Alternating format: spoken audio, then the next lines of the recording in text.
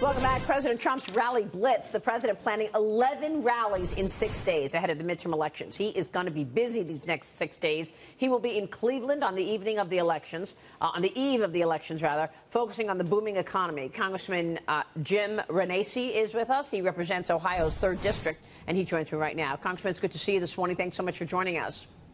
Good morning, Maria. Thanks for having me. What are you expecting the president to say to rally up? Will it be economic things that rally up your constituents?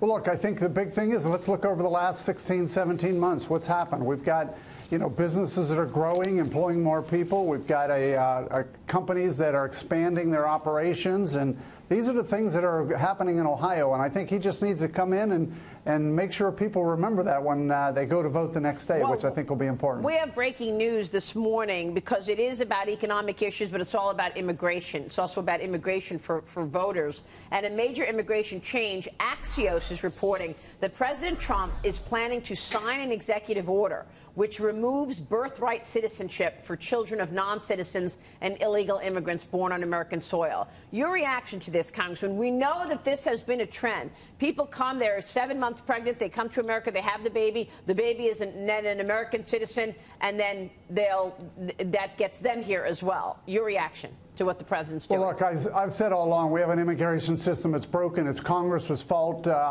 Congress has been sitting on this for years. We need to get something done. We need to fix an immigration system and make sure that we have a process that works, that allows people to immigrate here in a legal way, not an illegal way. And I think that's the key, and I think this president's pushing that. Yeah, I just want to point out, here's what the 14th Amendment to the Constitution has to say. All persons born or naturalized in the United States and subject to the jurisdiction thereof are citizens of the United States and of the state wherein they reside. So the president is saying, this is an interview, I think it airs, it's on Axios on HBO. Right, that airs this coming Sunday. So right before the midterms, that the president is saying, well, people are telling me that I don't need an act of Congress to change this amendment, that I can do it through executive order.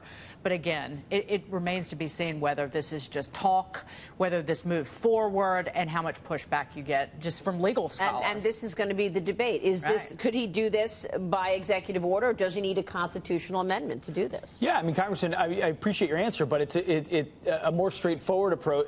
Do you support the idea that if you're here illegally and you have a child, that birthright citizenship shouldn't be automatically given?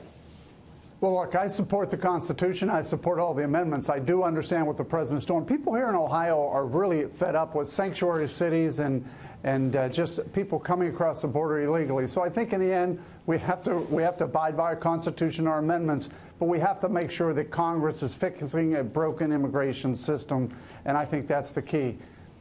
One thing I will note, though, Pete, on this, that one problem in this country has been what's called birth tourism. Yes. Women flying into the United States or coming into the United States under tourist visas, particularly from countries like China, and having their children here. These children become American citizens because they're born on U.S. soil, and then they go back home, and it opens the door for their children to, say, go to college here. And this was a problem for years and years, so much so that the Obama administration started cracking down on these birth tourism businesses, say, out in Los Angeles, that there were a number of raids before President Obama left office. So this is a problem that not just this president has been addressing, and that kind of acknowledges that this birth tourism is a weight on the country. Yes, and for the majority of our history, personhood has been determined by citizenship, actually. It's only a more modern convention that the idea is any person. It's not that a person isn't a person, it's that for legal purposes of our country, citizenship is how the 14th Amendment is applied. This will be a big test. Yeah, is it any person or is it a citizen? That's right. Of America. And the president tells Axios, we're the only country in the world where a person comes in, has a baby, and the baby is essentially a citizen of the United States with all of the benefits that come with it. It's ridiculous, and it has to end. It's in the process. It'll happen with an executive order, he says. And this is to Axios. So, and as you say, this is going to be the conversation going into the midterm elections.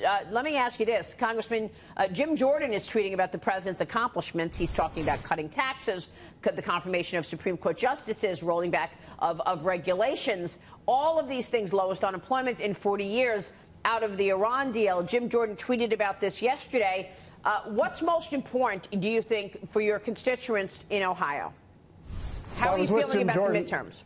Yeah, I was with Jim Jordan yesterday. We were meeting with companies who are growing and talking to their employees who are very happy with what's going on here. And really, it comes down to jobs and the economy. When I'm traveling this state in Ohio, people are saying, look, we want to make sure we have good jobs, good paying jobs, and that's what we're seeing happening. We're happy with what's going on in the last 16 months versus the previous 10 years.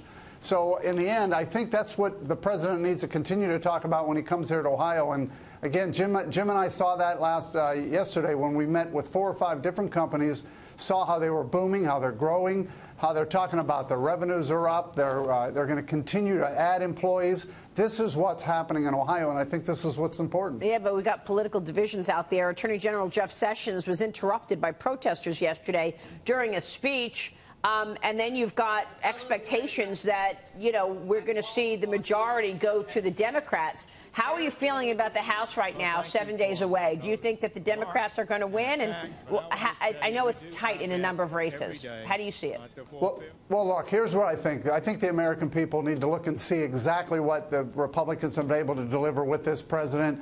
And do they really want people like Maxine Waters to be the chairwoman of Financial Services and some of these other chairs and get back to gridlock, impeachment, all those things? I think that's the concern. I'm hoping that American people realize that we can continue to move forward with what we have, with a growing and booming economy, or we can move backwards. So in the end, I really do rely on the American people to get out and vote and make sure that they have their voice heard.